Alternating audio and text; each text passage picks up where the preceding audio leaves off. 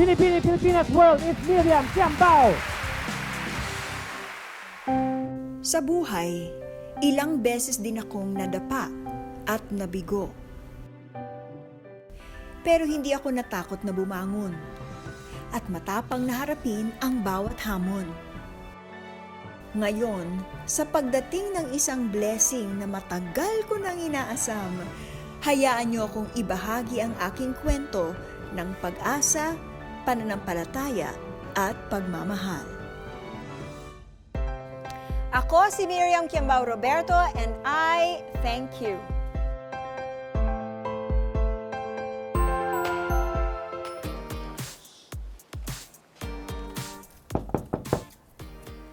Hello! Hi, Rhea! Uy, Al! Oh, wait, I'm going down. Blooming buntis, ha? Thank you. It's been years. I know, Dahan-dahan! it's been years. Ang Great laki to na see pala you. niyan. How many months, Al? 6 months na. Congratulations. And we miss you in unang hirit. Alam mo yan. Oo nga. Anyway, pangalawang beses ko na dito sa bahay mo at may bago kang balita sa amin. So we talk about this little one. Yes! Alright. Let's go in. Sumikat ang pangalang Miriam Kiambao nang tanghalin siyang Miss Universe 1999 first runner-up. And I am Miriam Kiambao. We cover life as you like it. Binibining Pilipinas competition is almost always controversial. Di kalaunan ay nakasama rin natin siya bilang Kapuso TV host. Pero sa ngayon, buhay may bahay na raw ang kanyang pinagkakaabalahan. Lalo pat isang milagro raw ang dumating sa kanila ng kanyang asawa. Alright, umpisahan ko syempre sa love story niyo ni RD, no? Ano ba kayo nag-meet? I first met RD when he was introduced to me by Anthony Pangilinan. Kasi partner sila doon sa kanyang speaking business. Okay. And first introduction lang yon, kahihiwalay ko pa lang nun sa asawa ko. Pero mas nagkakilala kami nung 2012, January. Okay. Nag-enroll ako dun sa kanyang project author workshop because I wanted to write my book. So he was my mentor then. Hindi naman daw inakala ni Miriam na magiging espesyal sa kanya si RD. Bukod sa hindi naman madalas magkita, parehas daw kasi silang may mabigat na pinagdaraanan noon. Ang una kasing asawa ni RD, pumanaw dahil sa malubhang sakit. Samantalang si Miriam ay nanggaling sa failed marriage. Pero matapos ang ilang buwan, nagkaroon daw ng dahilan para muli silang magkausap. Mga bandang March, doon kami ulit nag-reconnect ni RD. Kasi matagal kami hindi nag-usap dahil sinusulat ko pa yung libro ko. Tapos one day, niyaya ako ni RD na mag-lunch. Okay. So ngayon nag-lunch kami, kwentuhan. So sabi ko, oh, kamusta ka na? Sabi niya, eto, I'm still grieving. But God always tells me that I will love again, that there will be another great love. Sabi ni RD. Tapos sabi niya, di ba ikaw na-divorce ka din? Hindi ba parang namatayan ka rin? Sabi ko, oo, pero I still believe and pray na bibigyan ako ni God ng kanyang best para sa akin. At mukhang pinakinggan nga raw ng Diyos ang kanilang mga dasal. Marami raw signs ang tila ipinahiwatig kay Miriam. Sabi ni Lord sa akin, magmamahal daw ako ulit eh. At that time, ilang buwan pa lang lumilipas. Tapos sabi ko, hindi ko pa kaya, pero Lord, kung totoo yung sinasabi mo, pakita mo sa akin kung sino yun. Pinakita nga sa akin ni Lord yung picture ni Miriam sa aking isipan na, nagpresenta siya, consider mo si Miriam. First date pa lang, nagtapat na ako sa kanya ng intention ko. Sabi ko, hindi naman ako naglalaro. Sabi ko, pero naman tayong may edad na siguro naman pwede na ako magtapat sa'yo. After 1 month kasi, pagka-lay down ko na intention, sinagot na niya ako eh. Nag-I love you na rin. Nagsabi niya, I love you too. During those 1 month na yon, nakilala ko si RD at unti-unting lumalabas yung mga karakter na nakalista dun sa listahan Yes. ko. Yung patience, yung responsibility, yung kindness, na parang unti-unti kong nahuhulog sa kanya na Naging magkasintahan sina Miriam at RD sa loob ng 1 taon. At noong March 25, 2014, ikinasal ang dalawa at nanumpa sa Diyos ng kanilang pagmamahalan. Isa raw sa pangarap nila bilang mag-asawa ay ang magkaroon ng anak, pero hindi raw ito natupad agad. 2 years ago, sumubok kami mag-IVF. Kasi ang sabi ng doktor, meron daw kaming mga infertility issues. So candidate kami for IVF. Kaya lang nag-fail. Iyak ako noon. Tapos, sabi namin, siguro naman, baka balak talaga ni Lord na mabuntis ako natural means. Sabi na RD, pag hindi ka pa rin buntis by your birthday, May 20, baka sign na yon na dapat ituloy na natin ang IVF. So, nung May, hindi pa ako buntis, nag-schedule na kami for IVF in June. In fact, This year yan, no? This We're talking year. about this year, oo. in fact, schedule ko ng egg harvesting on June 23. Okay. Kaya lang, the week before, when I went through my yearly breast exam, I was found out to have a lump on my breast na kailangan i-biopsy. Kung positive ako, meron akong cancer, I'll have to go through treatment and I can't be pregnant during chemotherapy. Yes, yes. Sa puntong ito, ang pananampalataya raw sa Diyos ang kanilang pinanghawakan. Negative ang naging resulta ng biopsy at hindi na rin natuloy ang in vitro fertilization o IVF procedure. Si Miriam kasi ay lagpas 1 buwan na palang buntis. So on the 15th day of my miss period, hawak ko na yung medicine, pero nag-pregnancy test muna ako. Pag test kong ganyan, lumabas yung 1 linya, 2 linya, babe! I'm pregnant! Labas ako ng bathroom, talo kami ng talo, para kami mga kinikilig na bata, nag-stop kami, Lord, thank you so much for answering our prayer. Yes. Minessage ko yung doktor ko, sabi niya sa akin, punta ka na sa ospital, magpa-ultrasound ka na. So, nung nagpunta ako, nakita nila, meron ang embryo, tapos may heartbeat pa, Yes, age yes. of gestation, 6 weeks, 1 day. Malaking pagpapasalamat ng mag-asawa at dininig ang matagal na nilang panalangin. Babae o lalaki? Lalaki! Lalaki, may pangalan na ba kayo ni RD? Elijah Yeshua. Which means? Elijah is the prophet Elijah. Yes. Yeshua is the Hebrew name for Jesus. Consider this a miracle baby talaga. Of course. Pinagdasal niyo to no? Miracle baby to, binuhusan talaga namin ng pagdarasal to. And to think na 43 years old na ako, there are only 1 to 2% chances of a woman my age to get pregnant.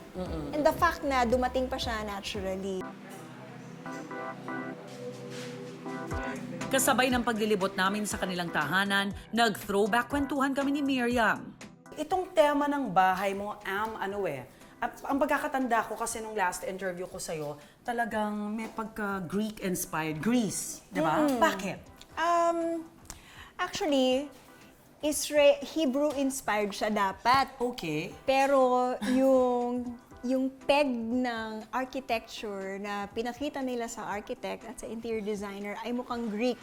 Okay. Kaya naging mukhang Greek Santorini style yung bahay. Yes. At itinayo to ni RD tsaka yung kanyang late wife. Oo. So when we got married, I moved into this complete house na sa loob may pagka-tropical yung style ng pangloob, pero panglabas ay Greek. Sige, ano ba ang very Miriam Kiambao dito? Sige nga. Eto, inuwi ko pa to galing Hong Kong kasi kung pumili niyan Okay. para dun sa bahay namin, it's made of Italian leather. Ipinanganak noong May 20, 1975 si Miriam. Panganay siya sa 2 magkapatid. Bata pa lang daw ay nakitaan na ng potensyal na maging beauty queen si Miriam. Taon-taon, nanonood ako ng Miss Universe, tumuntong pa nga ako sa table, sumigaw ako, Miss Philippines! Talaga? Kaya naman hindi katakataka na sa kolehiyo, naging kalahok si Miriam sa Mr. and Miss Tomasian Personalities noong 1996. Graduate si Miriam ng BS Physical Therapy sa University of Santo Tomas. Bakit PT muna? Kasi pangarap ko maging doktor nung kabataan ko. And I learned na physical therapy ay isa sa mga comprehensive na courses and it's going to be a good pre-med course. Matapos ang kolehiyo, sumali si Miriam sa Binibining Pilipinas at maswerte namang nasungkit niya ang corona bilang Binibining Pilipinas World 1999. Ano pa ba? Ang faith ba, si God din, played an important role dito sa decision mo to join a beauty pageant? Oh yes, kasi nga at the time na na-discover nga ako and I learned that the schedule of Binibining Pilipinas was also on the same weekend kung kailan ako pupunta sa Guam para mag-board exam. I was faced with 2 great opportunities. So feeling ko ngayon nasa sangandaan ako kasi Oo nga. one opportunity leads to fulfill a childhood dream. Yes. Another is to fulfill another dream to fulfill my my dreams of becoming a doctor. Tumuloy ako dun sa feeling ko, tinuturo sa akin ng Panginoon. Pero, nung finally magko-compete na ako, 1 week before the coronation night, Yes. nalaman ko na yung schedule to go to Guam and take the physical therapy exam was moved to another month. Ah, so perfect. Pilipinas Universe is Janelle Bautista. Pilipinas World is Miriam Kiambao. Pagkalipas ng ilang buwan, isa pang balita ang natanggap ni Miriam. Dahil sa binawian ng corona ang binibining Pilipinas Universe 1999 noon na si Janelle Bautista, si Miriam ang napiling ipadala bilang representative ng Pilipinas sa Miss Universe pageant na ginanap sa bansang Trinidad and Tobago. Nadapa ako. Yes, Ako help po us recall. yun. Ikaw Sa mga yun. millennials, ako po yun. Pero, anong kakaiba sa pagkakadapa mo noon? Bakit biglang napapalakpak ang tao? Dahil bagamat ako'y nadapa, ako po'y bumangon. And nakuha yun ng mga judges, napansin nila yung grace, yung courage with which I carried myself. Bagamat hindi naiuwi ni Miriam ang corona bilang Miss Universe, marami namang magagandang oportunidad ang ipinagkaloob kay Miriam. Pero unang-una, nakilala ko. Noon, naglalakad ako sa daan, wala namang umiinda sa akin. Pero ngayon, pagpunta ko sa mall, may mga lumalapit sa akin, humihingi ng picture, ng autograph. Nabigyan din tayo ng pagkakataon na makapagtrabaho sa showbiz. Alam niyo bang naabutan ko pa si Miriam bilang isa sa mga host noon sa Unang Hirit? Unang hirit! Talagang doon ako nagsimula. Feeling natin noon, para lang tayong pamilya, di Hoy, ba? pinapanood lang kita noon. ST ako noon. Sabi ko, wow, Miss Universe.